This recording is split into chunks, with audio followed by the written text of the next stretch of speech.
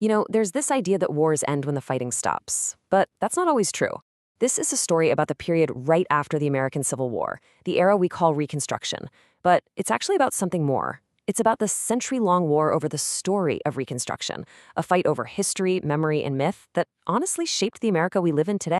So, here's our game plan. First, we're going to dig into this powerful myth of Reconstruction as a so-called tragic era. Then, we'll pull back the curtain on the academics who actually built that myth, a group called the Dunning School. After that, we'll see how their story was blown apart by the brilliant W.E.B. Du Bois. And finally, we'll get into the modern, fact-based view of the era to answer the biggest question of all. Why on earth does this old historical fight still matter so much? All right. Let's start with the story that basically everyone believed for almost 100 years. I mean, if you were an American living anytime between, say, the 1890s and the 1960s, you learned that Reconstruction was the tragic era, a total disaster, a period of national shame, this dark chapter you were supposed to just forget. And just listen to the words they used. This quote is from a massive bestseller from 1929 that literally defined the era for millions of people. Savage, sordid, and revolting. Whoa. And this wasn't some fringe idea, okay? This was the mainstream accepted version of history, and its impact was absolutely huge. So what exactly was this tragic era story? Well, it was a tale with very clear villains. You had these vengeful politicians from the North and, in their view, totally incompetent Black citizens. And the victims? Well, they were the white Southerners, forced to suffer under what they called Negro rule. It's a really powerful and, as we'll see, a deeply twisted story. So the question is, where in the world did it come from? Right. A narrative this influential doesn't just pop up out of thin air. It was built. It was carefully crafted, polished up, and then given the seal of approval from the academic world by a very specific group of people. So let's meet the architects of the myth. The intellectual command center for this whole version of history was, of all places, Columbia University in New York City. And the guy at the heart of it all was a professor named William Archibald Dunning. He and his grad students would basically go on to write the book, literally, on Reconstruction for the next 2 generations.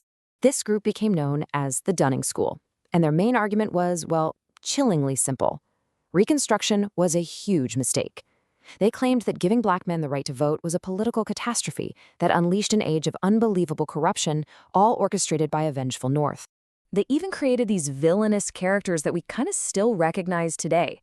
First up, the carpetbagger. This was their nasty term for Northerners who moved south after the war. The name itself is an insult, right? It conjures up this image of a shady drifter showing up with just one cheap bag, like a vulture coming to pick the bones of the defeated South. And then you had the scalawag. This word, which by the way originally referred to a worthless farm animal, was their term for any white Southerner who dared to work with the new Republican governments.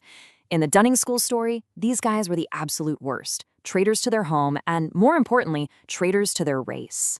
Okay, so this is the absolute key to understanding all of this. The Dunning School wasn't just offering up a different political take. Its entire worldview, its entire historical framework was built on a foundation of pure racism. Their conclusions weren't really driven by the evidence. They were shaped by their pre-existing belief that African Americans were, as Dunning himself actually wrote, barbarous and simply couldn't handle being part of a democracy. For decades, this racist version of history was pretty much the only one you could find in academia or in the public mind. It stood almost completely unchallenged. But a powerful intellectual counterattack was on its way, led by one of the greatest American thinkers of the 20th century. So this story of corrupt carpetbaggers and incompetent freedmen, was it the whole truth? Was it even the truth at all? Nope, not even close. It was a deliberate, calculated lie. You have to understand, the Dunning School's version of history was taught as fact in American schools for 50 years. But in 1935, W.E.B. Du Bois dropped an intellectual bomb called Black Reconstruction in America, a massive, brilliant work of scholarship that took on the entire tragic era story and completely dismantled it. Du Bois completely reframed the whole debate.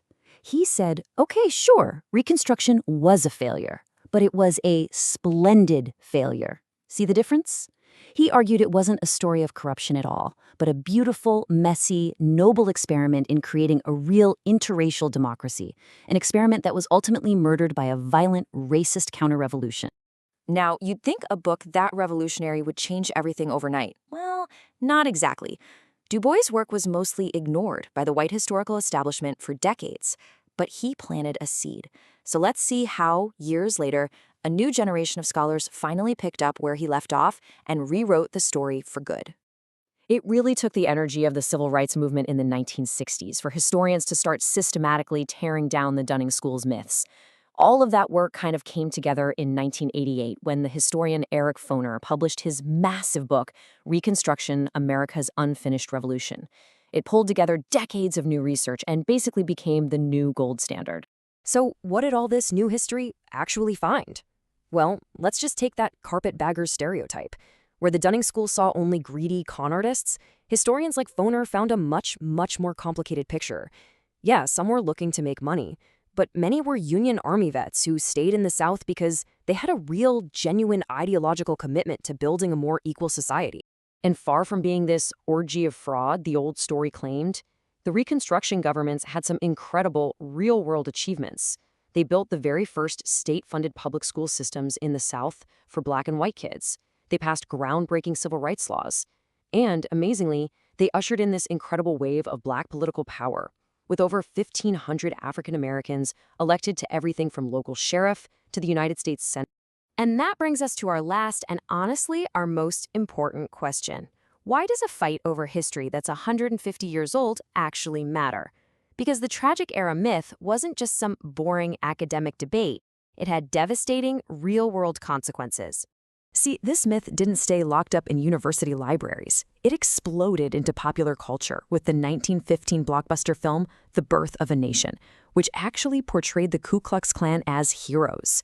From there, it went straight into the nation's textbooks, becoming the official story for generations of American school kids. Just look at this. This is an example from a real textbook used in 1934. It describes the KKK, a literal terrorist organization, as a group that just played on the superstitious fears of Black people to bring back honest government. This is what millions of American children were taught was objective fact. It's just staggering. And this is the ultimate point. The tragic era myth wasn't just bad history. It was incredibly useful propaganda. It provided the intellectual justification, the scholarly cover, for the entire system of Jim Crow. It allowed white Americans, North and South, to reconcile by agreeing on this one story. The logic was simple and brutal. We have to enforce segregation and take away the right to vote, because if we don't, we'll get another tragic era. The history was literally used as a weapon. So, we end with this. The battle over Reconstruction teaches us that history is never really over. It's a battleground. And if a story this central to the American identity could be twisted so completely for so long, it really makes you wonder, doesn't it?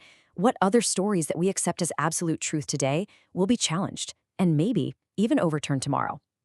What parts of the story are we missing right now?